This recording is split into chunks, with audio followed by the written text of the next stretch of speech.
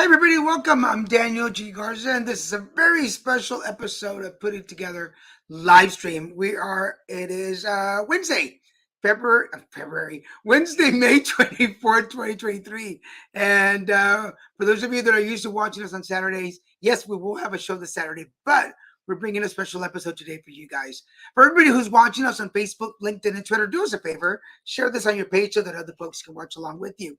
If you're watching us on YouTube, scroll down, hit that subscribe button and the notification bell. It'll let you know every time there's a special pop-up show like today, so you can watch along with us. But don't worry, if you miss any of it, you can always catch these on replay. Remember, we're on all the basic channels, so make sure you check us out. Remember, on Mondays, we've got the horoscopes coming up on all of our channels, so if you're following the horoscopes, make sure you comment on those and I'll answer back. On Wednesdays, we've got the Christian and Daniel show at 6 p.m. East Pacific. On Fridays, we've got Zodiacs with my friend Richard Wayne Kiggle II. Come on in and find out what your future holds at 6 p.m. Pacific. And again, put it together live streams every Saturday at noon with a special guest every week. And we've got Joe Torres coming this week to talk to us about how to take better care of our bodies. So make sure you don't miss that. On today's episode, I'm so excited. I know, y'all say it all the time. You're always excited. Well, because I really like the guests that I have on the show. On today's show, if you all remember, several years ago before the lockdown, I did an interview for a theater production. It was one of the first interviews that I did in person, and got to go see the play. Everything was excellent. And I was so surprised when Sue called me back again and said, "Hey, we have a new production. Will you come and interview us?" And I said, "Of course I will." But this time we're doing it live stream because we're doing shows different. So you're going to figure out once we log in that there's a group of people all over town. So we've got different cameras. I'm excited too because this is the first time we do it this way. There's a group of people, plus there's some remotes. So I had a feeling there's going to be a little bit of chaos.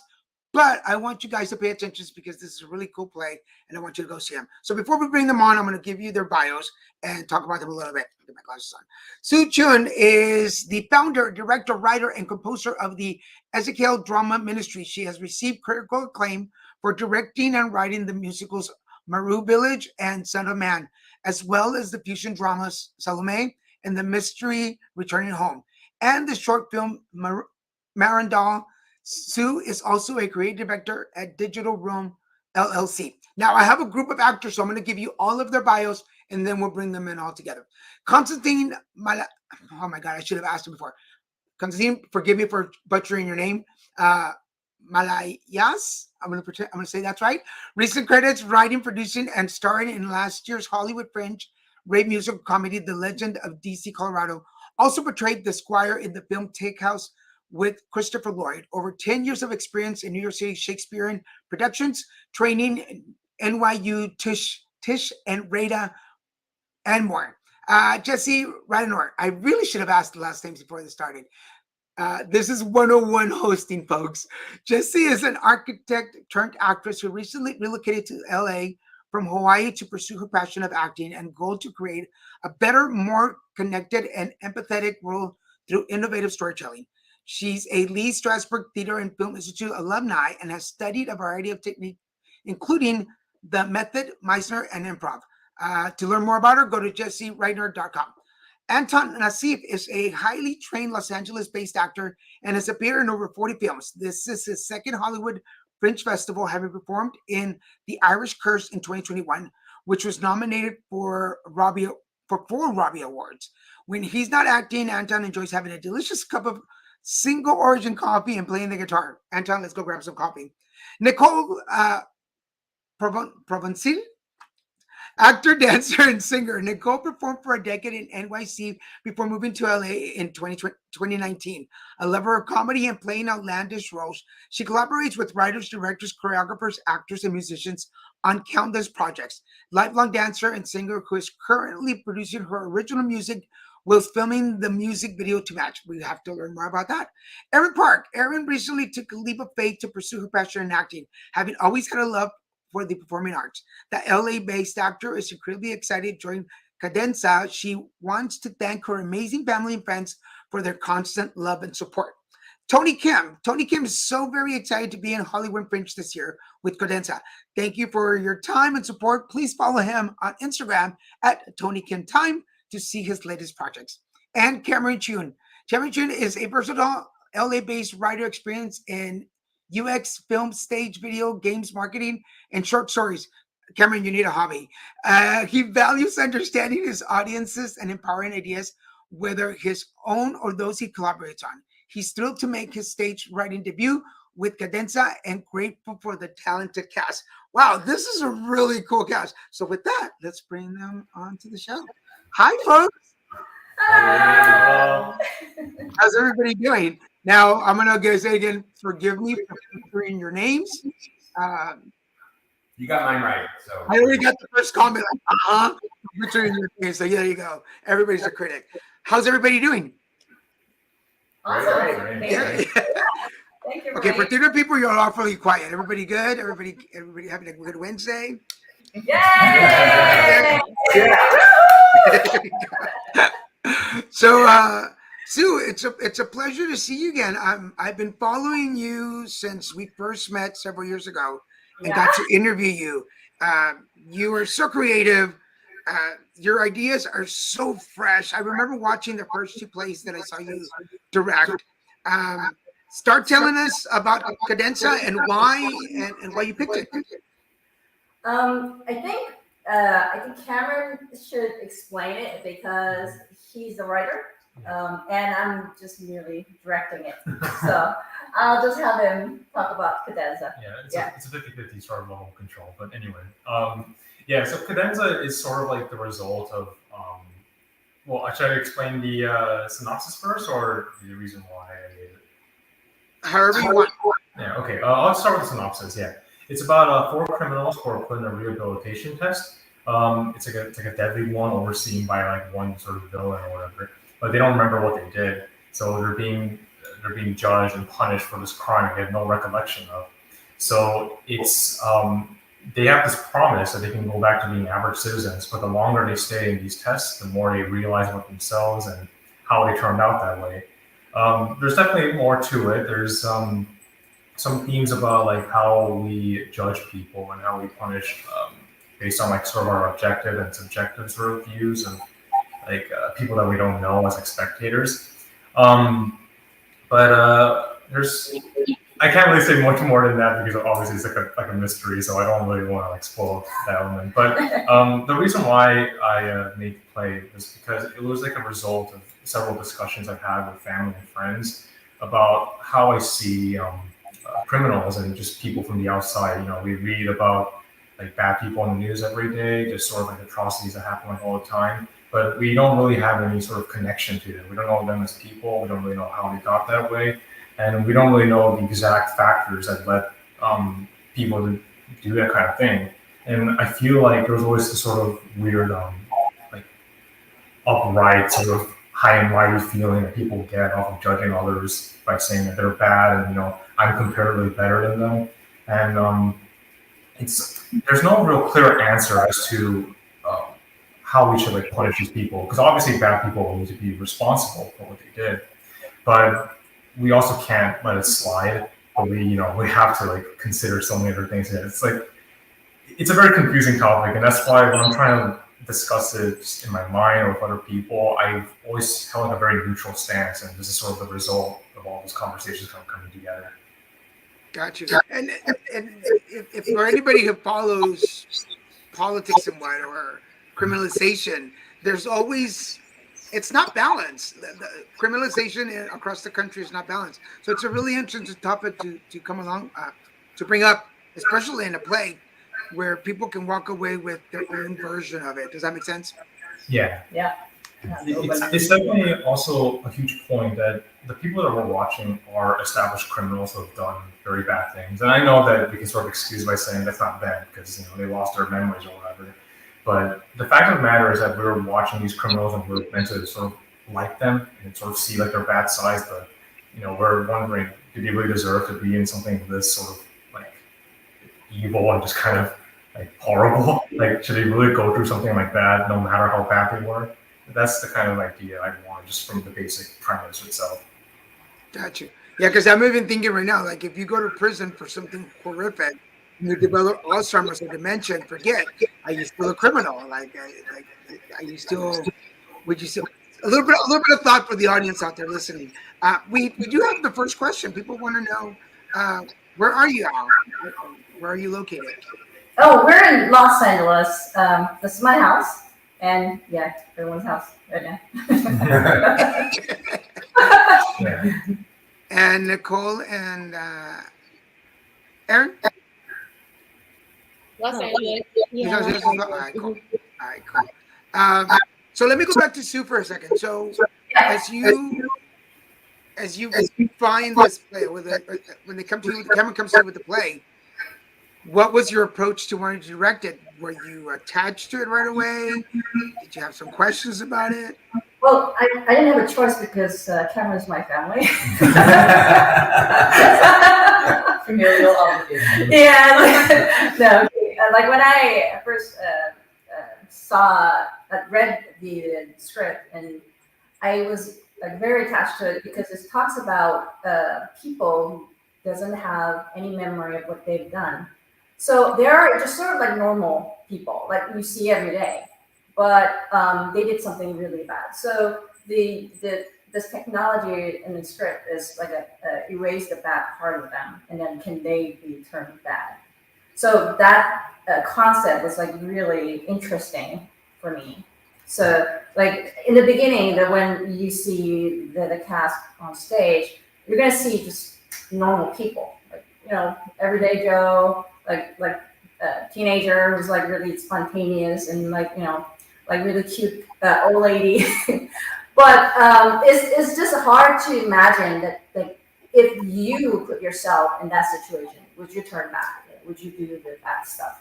Would you be a murderer? So that kind of like thought process like was really like intriguing, like really, really interesting for me.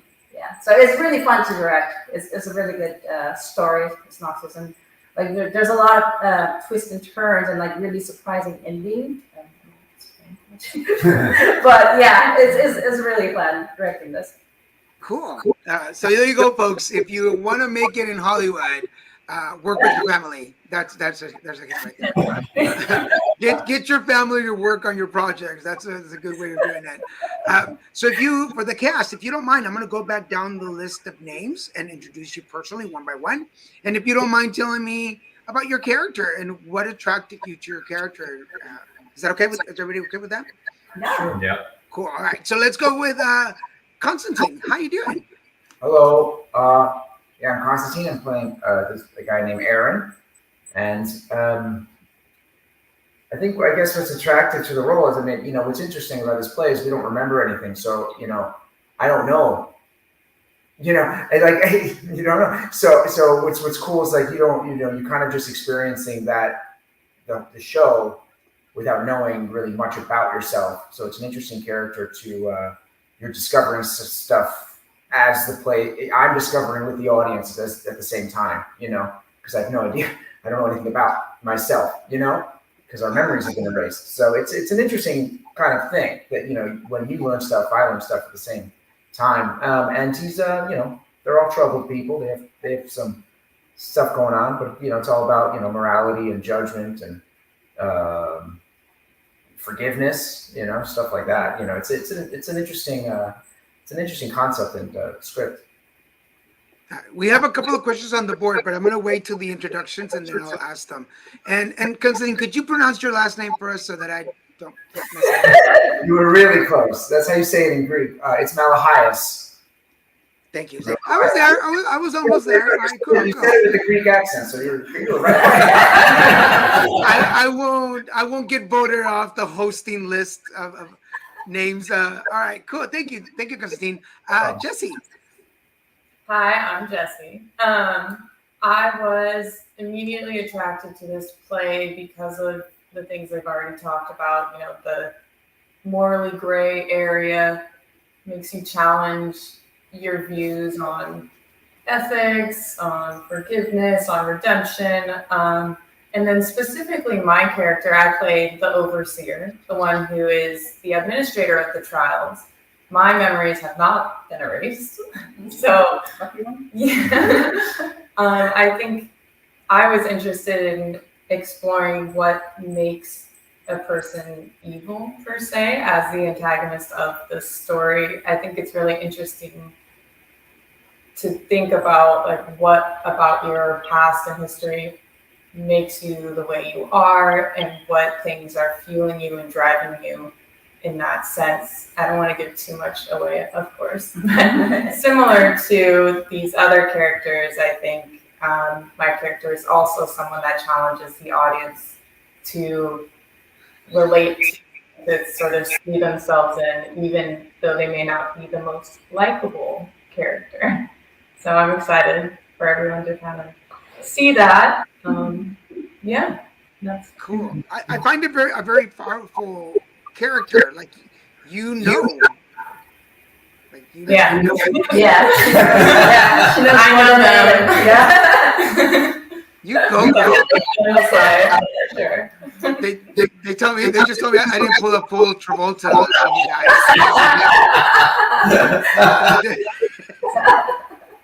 Yeah. Yeah, there you go. Let's go with Anton. Hi, I'm Anton. I'm playing Jacob, and the real reason I'm in the play is because Tony Kim's here. But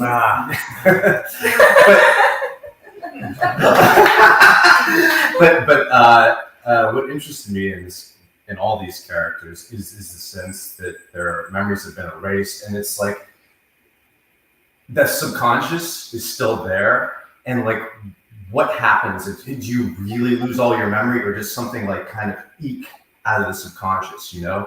And I think the play like presents that really well, like almost this Jungian thing, just, you know, coming out in certain parts. I don't want to give much away, but Right. so that was the main like thing that attracted me to it, and it's a super good script with a great director. But that's interesting for all of us. Like, if you really forgot if you lost your memories, would you lose the essence of who you really are? Like, ooh, this is getting juicy. I hope the people watching this understand. Like, this is really good. Let's go with Nicole. Hi. Well, I was thinking, you do get to skip me being a character. And initially it was, this woman who is, uber wealthy, but she acts like a 19-year-old, and she's struggling with this aging, but the character description, it's like she has more than one personality. And I think that in itself is so challenging as a character to kind of shift from different these different personas. And, once I finally got the full script, I loved it even more, the complexity of it, and the political side, the criminalization, all of that stuff. It's so complex, and it's so juicy, and there's so many surprises. Like, as I was reading the full script, I was like, so yeah, I'm really psyched to be part of it. And it does have this piece of something that is personal to me, as accepting reality of aging as a female in Hollywood, this like, Wow.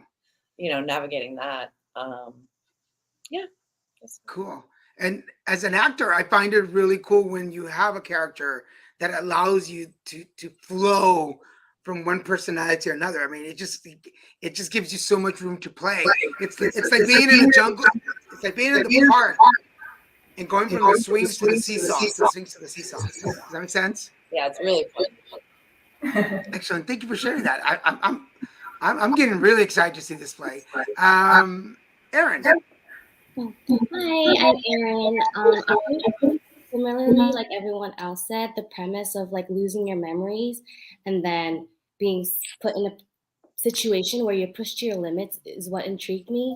And Phoebe is really interesting because she is the youngest. She's still a teenager, and the idea of whether someone this young who's done such bad things in their life and they have their whole life ahead of them is considered a monster. I think that idea and then like the journey she takes throughout the play is really I think you'll see it's very interesting how it turns out. Okay, and getting to know you here right now, for you to say I'm this monster, it is so intriguing. Because, like, I want to see that, because all of a sudden I was thinking like Megan, the movie, like, like you know, she's dancing and she's friendly, and then all of a sudden she's cutting people's heads off, and you're like, oh, pretty awesome. Let me go on to Tony. Hi. I really enjoyed. Here, let me just tell you the ending. What happened?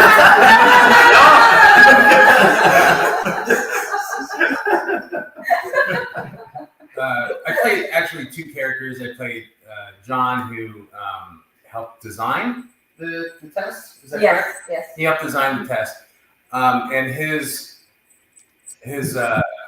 study of human consciousness, which is really fascinating subject. I mean, the whole play is really just a deep dive into why we do what we do. And that's a beautiful thing. A lot of people, we go throughout our day and we'll do things and we'll just eat something and not think about it. And you know, and there's so many different like steps like that throughout the day that we go through just mindlessly. And this actually really hones in on why we do what we do and the reasons and the consequences, the outcome of that.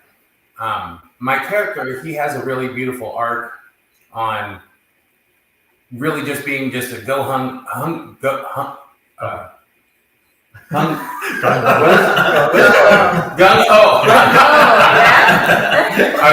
I was tripped up on my G's and N's. He goes really gung ho. And on studying this and racing people's minds, and then later he starts to analyze the moral ramifications of it, because it's crime, life. There's no good and evil. There's no black and white. Everything is a gray area, and being able to take everything on a case-by-case basis to truly analyze whether something is right or wrong is it's a beautiful thing. And then my other character, I play a guard on stage, and the really beautiful thing about that is he only has a few moments, but they're comedic moments, and it's kind of like the comic relief of the show, and that was very challenging for me to just come up with something to do funny there. So I really enjoyed that part. Yeah, because I'm seeing how serious you are. I could see where comedy could be owning that moment, owning it. Very serious about comedy. Very. And by the way, I laugh because right before the show, for those of you watching, I made a joke about learning English just for this show, and then obviously Tony was forgetting his English right now. So just put that out there. Well, we've heard from everybody. I didn't miss anybody, right? I got everybody. Before I go to the questions, because we have some questions on the board, we actually have, little do you know, art resembling life. He says, I have a good friend who sustained a serious head injury and did actually lose her entire life up to the moment of the injury. She had to completely go through all the stages of life again. Today, she's a completely different person than she was before the traumatic brain injury. So little do you know that this is in real life, like you are mimicking something. So we have a couple of questions. Are y'all open for questions now? Are you good? Can I just share one thing? Yeah. When Tony was talking, I remembered how my friend just gave me this book, and I have started to read it. How your unconscious mind rules your behavior. Oh my God! Anyway. Tony, we'll try to get you a copy of the book. Just so very much. Great. So we have a question on the board for you guys. Could this technology come to be in the not so distant future? Does this play work with the morality of the punishment? Which you kind of talked about a little bit. Cameron, would you like to take this question? Sure. Yeah, actually, the memory technology that's presented in play is sort of it's sort of my own fears on how we will interpret sort of future technology. And I mean, there's a lot of things you can do with a machine that erases people's memories, But the main question I wanted to take with this play, just to hone it down a little bit with the ramifications of that, is how do we use it for punishing death row criminals? Because one of the biggest subjects that we have about our government and capital punishment is whether or not we should let people die or not, because they're like entire human beings, like bringing them death or whatever. It feels wrong. That's why slowly we moved away from just like the crazy ways that we just like shot people to death or just like hung them like for display in public, like some kind of like spectacle. And more people are trying to be more subtle about that sort of thing. So this sort of advancement leads to memory erasure being the execution method for sending death row criminals into a different person or whatever. It's a very big fear of mine that like robots will take over the world, not like a Terminator sort of thing, but more like it just like sort of like replace every single function that we go with, and that's kind of the result of all that. And every single character is wanting the result of that sort of technological progress. Oh, how much he hates Alexa. She's lighting up right there. Shut up! Let me tell you, you know how you can change names on your off the subject, but mine has a different name, and every once in a while somebody says something that resembles a name, and he'll kick in while I'm doing an interview and start like playing random music or something. But it really does make you think, like, are they taking our memory? Like, are they reading everything? So with that question in mind, would any of you, of the actors, would you use technology to erase a part of your life that you don't want to remember anymore? No. Have you seen Eternal Sunshine of the Spotless Mind? Oh. Such a good movie, Yeah, but yeah, I think that kind of plays well. All right, well, I'll let y'all think about that and remember. Like, I know there's a couple of people in my life that I'd like to erase. But, Yeah, maybe them. But yeah. a couple of exes in my life that I'm like, oh, if we could just delete those. Here's another question for you. How does the idea of this play manage the idea of sociopaths and psychopaths whose mental issues cannot be erased? Ooh, that's a big question. Who would like? Sue, would you like to go? Well, I don't know. I'll let Well, Cameron answer. I'll give an answer. Yeah. Well, okay. This question actually is brought up within the play, not like explicitly, but sort of. It's just sort of your own perception of it. I can't really tell you too specifically like what our answer to this question is, but it is brought up, and it is something that you're supposed to kind of feel kind of uncomfortable about when you're seeing these characters. I mean, I did say that they were criminals in the past, and they are kind of reverting back into some sort of like bad person. This is sort of the answer to that. Like, do they really go back to being like a bad person, or are they a bad person to begin with? So it's just sort of inevitable for them. Yeah, it's again, it's a bit of a spoiler on how that actually goes, but it is answered in the play. I guess like touching on that or to tag on to that, I feel like it poses all these questions, but like you said, things are up for interpretation. It like makes the audience question it, but we don't give you a definite like answer to it, because I think that's part of it. It's meant to make you question and think about it. Yeah. But it's why the story is about judgment, because we can't really specify.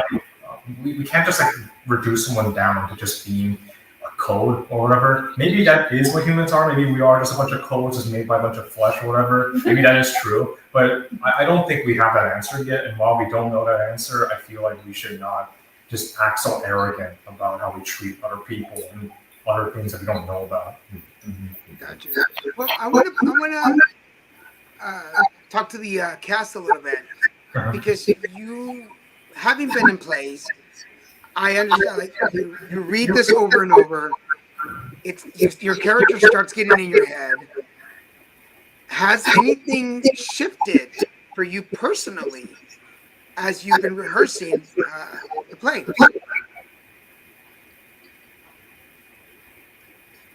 Well, I learned how to memorize bigger words, which is nice. So that's good, right? That's a good start there, Tony. That's a good start. Good icebreaker. I feel like you should be my co-host now. Like we should be. How about the rest of y'all? Has anything shifted for you the way you look at the world, at people, at criminals after this play? Sure. Yeah, I think it's interesting. People make mistakes in their lives, and it's an interesting concept to see, like, if you just erase that mistake, can you forgive yourself? Because what's funny too is, like, it's traumatic. Some people, you can do something bad and you have a mistake for the rest of your life, and you do prison, and you really do regret it. And then, but if you erase that, do you take away that, that guilt that actually turns you into a better person, or do you just go back? It's an interesting concept. I think erasing your memory could be really detrimental too. You could just go back to it, like, make the mistake again, because you learn from your mistakes. Mm-hmm. So it's an interesting idea to erase it and then make that mistake again.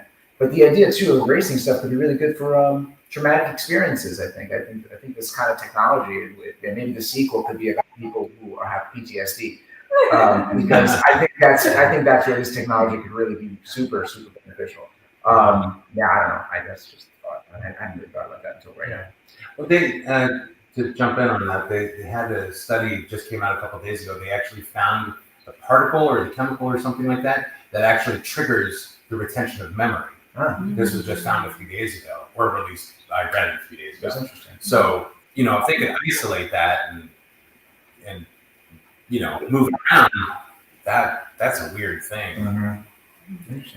That's really interesting. How about Aaron, Nicole? You want to jump in on the? For me, I think since doing the play, it's brought a lot of self-awareness to myself. Just kind of like, I just throughout my day-to-day, if I have a bad thought, or if I think about doing something, or if I make a mistake, let's say I'm a little bit mad, my temper goes off a bit, and I'm like, oh, is this? And then, like, let's say I committed a crime, and I'm like, would I be able to justify that like that? I would be like, oh no, it's because I was having a bad day or whatnot. And like a lot of these, the characters in this play kind of justify what they do a little bit. But it's obviously because they have their memories erased, and then to get this information as new information rather than like having experienced it. I think that's like, I don't know, I still think about it often, like throughout my normal day-to-day. Interesting.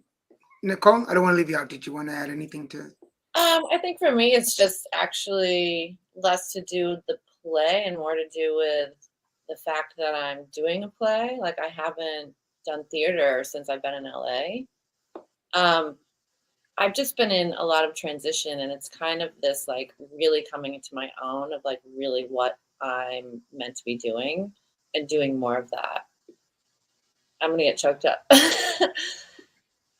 So I think it's just been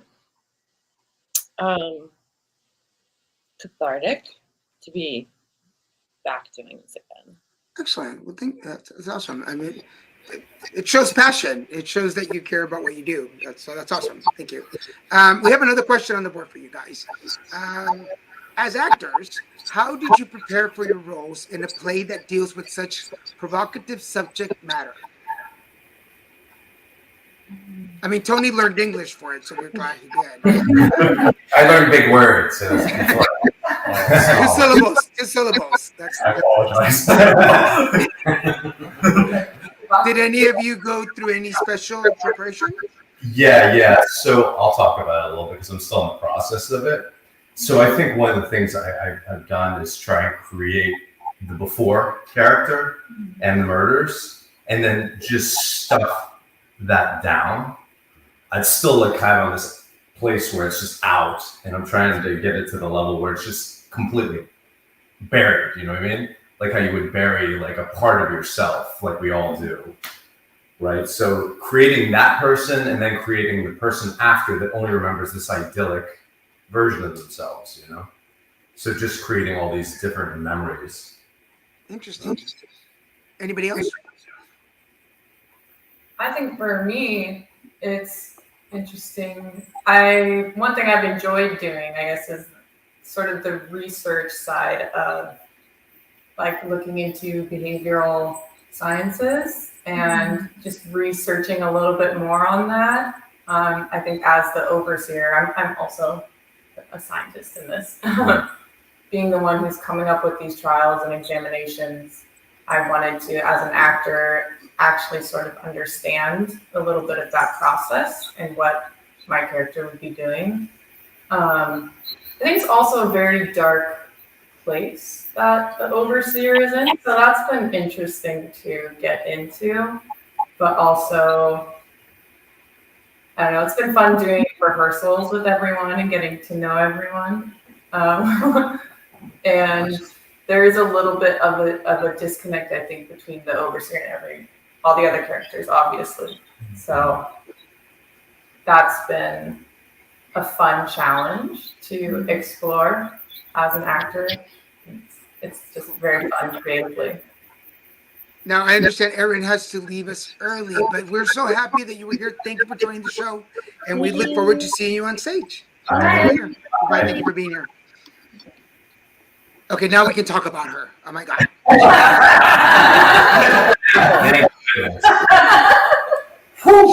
She looks evil. I'm just gonna say that out loud. She looks evil. Yes. She's a monster. The way she was staring at me through that screen was scary. See her lollipops. All her lollipops have spikes. It's crazy.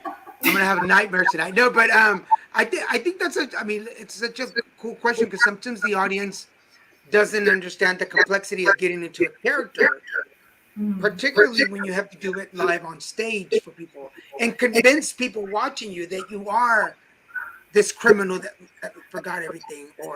And I say this because I got to play a rapist in a short film several years ago, and I knew what we were doing. I knew what the shot was.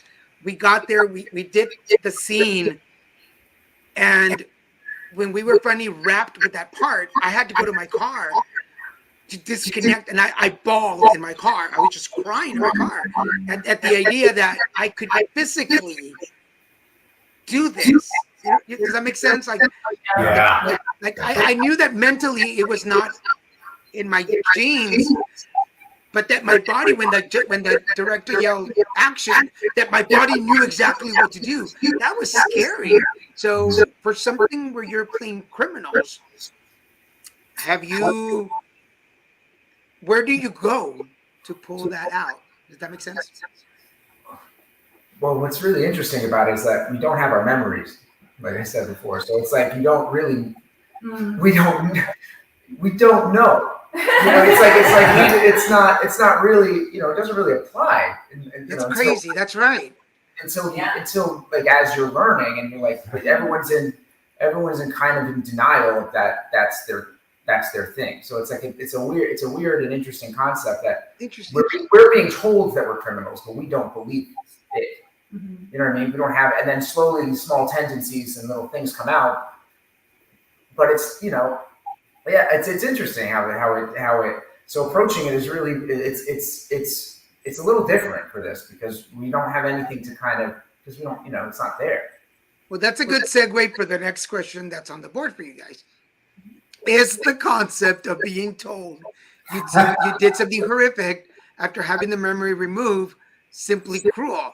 I mean, how does that mess with your psyche? It's like I grew up with my nephews, and whenever somebody did something wrong, and you start blaming other people for it, so that you know what I mean. Like, it's just. So how does that feel? Yeah, I mean, my character actually as a whole, that's kind of his whole arc. Is that a question? And he has a few monologues, kind of questioning exactly that. So I guess the answer is you have to watch the play to see what I say. I can't answer that. Smart. That's kind of the point of the play. Which, by the way, folks, before we end the show, we still have like 20 minutes, but I want you to know this is where you can go to get the tickets. So make sure you go get tickets there. And let me show you the poster so that you know what you're looking for. Where's the poster? Right here. Cadenza. And tell us a little bit about the idea for the poster and the concept of it. So I designed it. So the four criminals, even though the characters and the idea of it is scary, I wanted to add like a more of a color in the background, so that there's hope for these people.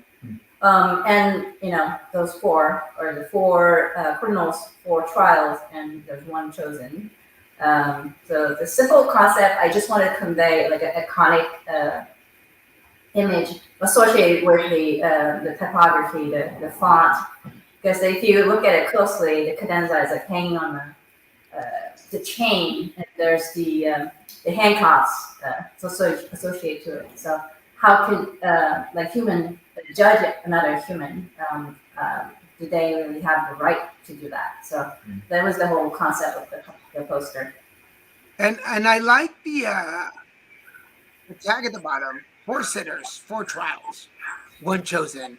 Like you just like I expect you to run around with machetes or something, fighting each other. Yeah. That's my imagination. Okay, so here's another. Obviously, that joke did not land the way that I expected. You throw them out there, see if it lands. Here's a question for Cameron. Cameron, how is the word and definition of cadenza applicable to your play? I actually think that my mother would have a better answer to this. She's the one who ended up with the title, yeah. So cadenza is a musical term. I gave him the title. So it's usually in concerto almost at the end of the concerto, a single player kind of showcasing their skill with mostly the improvised play, and then all the rest of the orchestra that they have to rest and then listen to that single play. And that concept I thought was pretty in sync with the whole storyline. So that's why we chose cadenza. Yeah. Cool. Let me tell you about this ending. No! This will answer the question. So I want to know, because we're about 15 minutes to the end, but I want to go as I see you on my screen, and can you tell us in your words why we should come and see Cadenza? So I'm going to start with Nicole. Nicole, why should we come see it? Because we're in it.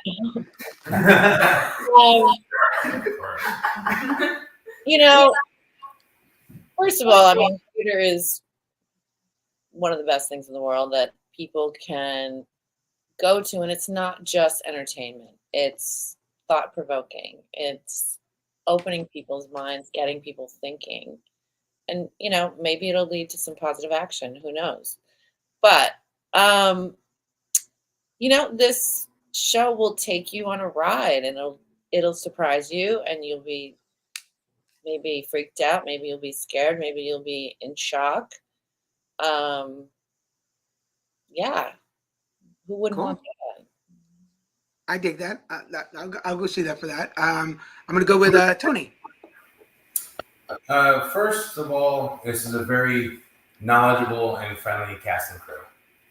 They're good people. They worked hard on this, and it shows throughout the product. Second, it's a really intriguing story. It's honestly, it's hard to describe. Not just telling everything about it. Why I make this tell the end joke, because it's a difficult play to describe, but it is a fascinating story, and there's a lot to it, a lot of meat and twists and turns, a lot of fun. Nice. Anton? Yeah, I think what you'll get out of it is it's super profound, but at the same time, it's not this like only heavy thing. I think you'll laugh. You'll cry, you know what I mean? It takes you on this whole ride, you know what I mean? It's not just only the serious subject matter, but you come away with that message and you see yourself in the play. So I think that's a good reason to come. Cool. I'm going to jump over Cameron for right now, but Jesse. One thing that we didn't talk about yet, but it's actually an immersive play. And I think it's very, it's kind of perfect for the setting and the themes. It's very dark, intimate. And in that sense, I think you should definitely just to come see theater in general. I think, after COVID, it's taken a lot of people time to get back into theaters and see live shows. And so far, a show to be intimate like this in this setting, I think is really exciting. And then also, I think I said this earlier, but I love stories that explore the gray sort of colors of morality. And if you're someone who enjoys those kinds of challenges and thought-provoking questions that we've talked about today, then you should definitely come to see how it all plays out. Nice. And Constantine? Well, what they said, and and kind of what I said before. If you want the answer to that question, come. It's fun. It's more morals and it's funny and it moves very quickly too. It kind of flows really well and really quick. So it's a fun. You're just in it. For that hour and a half. I think it's really fun, and with everything they said, I disagree with. It's hard being last in that.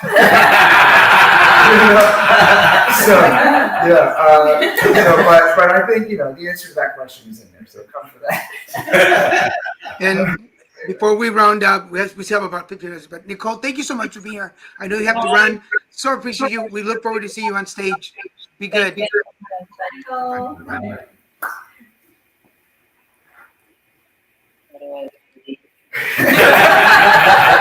was good. Okay, now can we talk about Nicole? Yeah. So we have about 13 minutes before the show ends. So I'm going to show again the website so that people can go. So this is where people can go buy the tickets, correct? Yes. Oh, and our preview is sold out. The preview is sold out. Okay, so no preview. So, Daniel, last night we found out the entire 3 shows were sold out. No more tickets. Oh, no kidding. Yeah. Yay!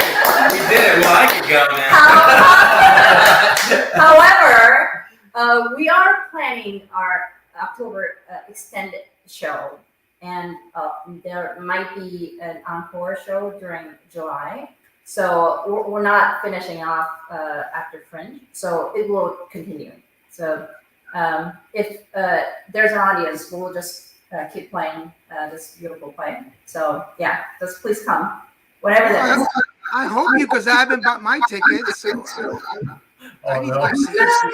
Yeah. It is very likely we'll have the extended show happen. What? For you on that. Or you. Yeah. I want an now I want an exclusive show just for me. But yeah, I was like, I'm gonna get my ticket. Oh man. Yeah, congratulations on that.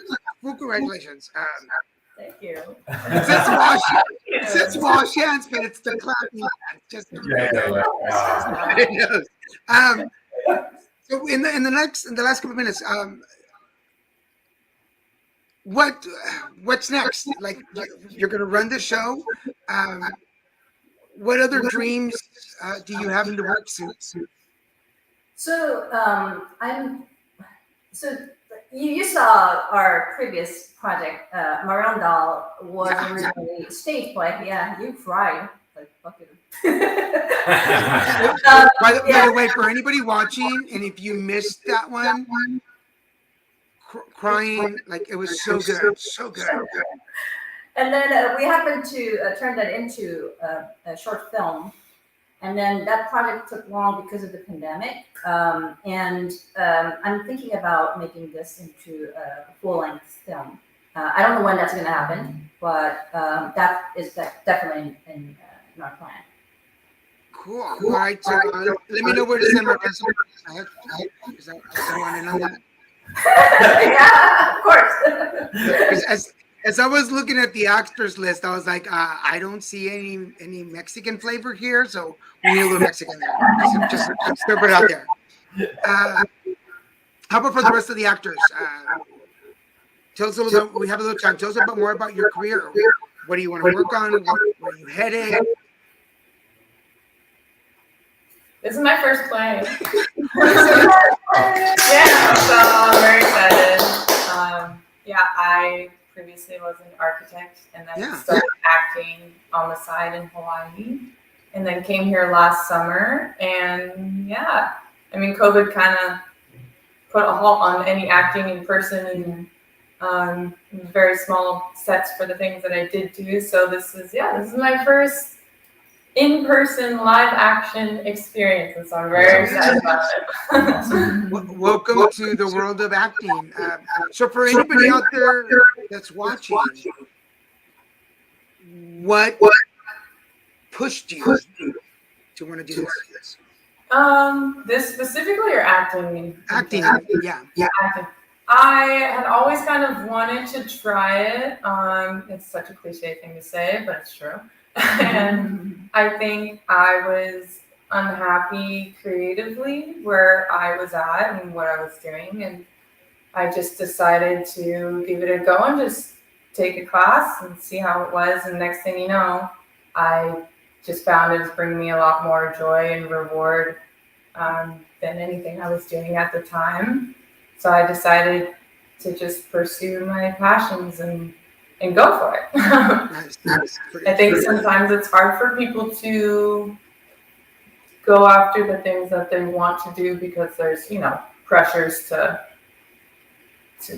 make money, go a certain route, do the more responsible thing, especially in a career that is not necessarily security and stability.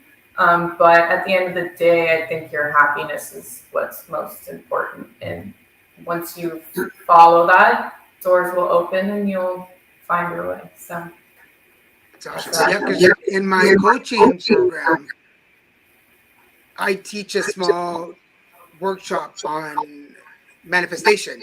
And the last step of manifestation is making it a reality.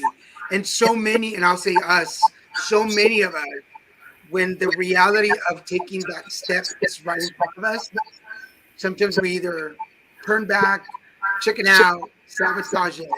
But to take that leap and say, I have a career, I'm just going to jump. That's amazing. Congratulations on that. Thank you so much.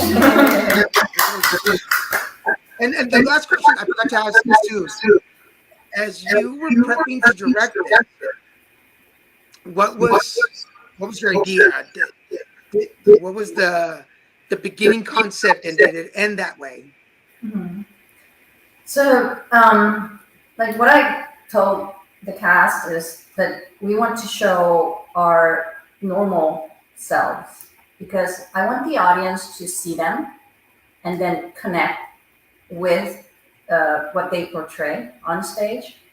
Because everyone have something that could turn them into. It's everything is based on your experience and what you learn, like what kind of environment that you grow up with, right? So that could change for everyone. Like some people could just born in like a really like poor area and didn't have enough education, and some people can have like every privilege they can, and then how do they act differently? Because it ultimately it's for yourself that how you grow yourself, even though no matter which area that you are, like what type of environment you are, that you will just ultimately you're responsible for yourself. So I want to show that to the audience that hey, there are average people that you're seeing on stage, but like if something happened to them, like you might be that person. You could be the murderer. So that's why that every day that you have to just be at your best and then be nice to other people. I know that's cheesy, but like you kind of need to live your life so that you're at the end that you're proud of. So that is actually my theme and my goal to pursue this project. Well, again, tell them when. I know the tickets are sold, but what day is it opening? Where are you presenting yourself, and all that? Yeah. So this is a part of Hollywood Fringe Festival, and we are our preview is June 3rd, 6 p.m. And then the second show is June 10, 3 p.m. And then last show is June 24th, 6 p.m. Nice. Yeah. And where does this Fringe usually perform? What was that? Where there's a space, right? There's a space. Yeah, it's the Hudson Theater. I forgot the address, but it's on Santa Monica and the Cross Street. It's after Cadenza, but before La Brea. Yeah. Yeah. All right, cool. Actually, I did a couple of Fringe plays years ago. When I first moved. I've been in Hollywood now in California 14 years, and I did one on the way. So they're so much fun. They're so quick, and it's so like immersive, and people just love them. So congratulations. We're almost at the end of the show. Any last comments from you guys? Anything else you want to say before we go? Sorry, you can't see the show, Daniel. Wait till I edit the show for YouTube. You're out. Out of the interview. I'll have to negotiate. I'll have to come and sweep floors or something so I can sneak in and watch it. Standing room. I don't know if we actually explained what Hollywood Fringe Festival is. Oh, please, yes, we forgot. Yeah. So every year they do Hollywood Fringe Festival, and there's like 200 to 300 different plays, and they're a little truncated. They're not 90-minute or 2-hour full plays usually. Ours is because we're special, but other shows are usually like 60 minutes, and you can jump in and watch several plays. And the crazy thing is they're really good. Yeah. A lot of these plays are fantastic, and I don't know how they're not like movies or Broadway shows. So many of them. But it's throughout all the month of June. I think pre-pandemic, I don't know what the numbers are now, but pre-pandemic, it was over 20 different theaters in the LA area that were hosting all of these different content creators and all the, so you could go and you just jump from theater to theater, show to show.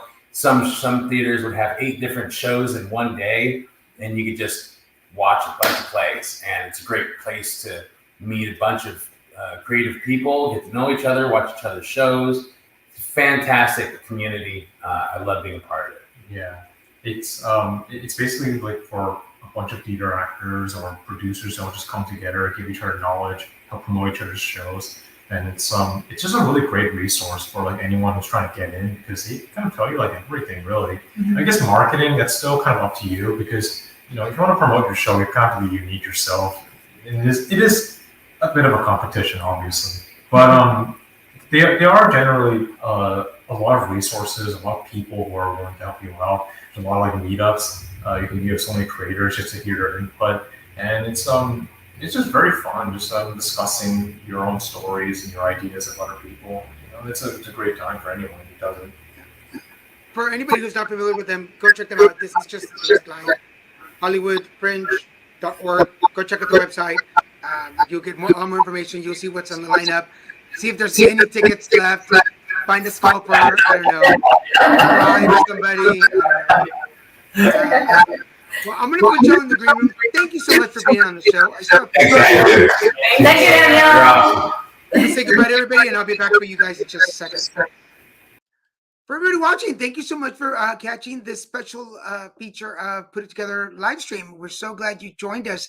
Thank you for being here. And if you're watching us on Facebook, LinkedIn, and Twitter, make sure you share this on your page so that other folks can watch it. If you're watching us on YouTube, scroll down, hit the subscribe button and the notification bell. It'll let you know when new shows like this pop up so you can catch up. Remember, we got horoscopes on Monday, Christian and Daniel on Wednesdays, Zodiacs on Fridays, and Put It Together live stream at its regular hour on Saturdays at noon. All these are Pacific Standard Times. For now, I want to thank the guys from Cadenza for joining me today.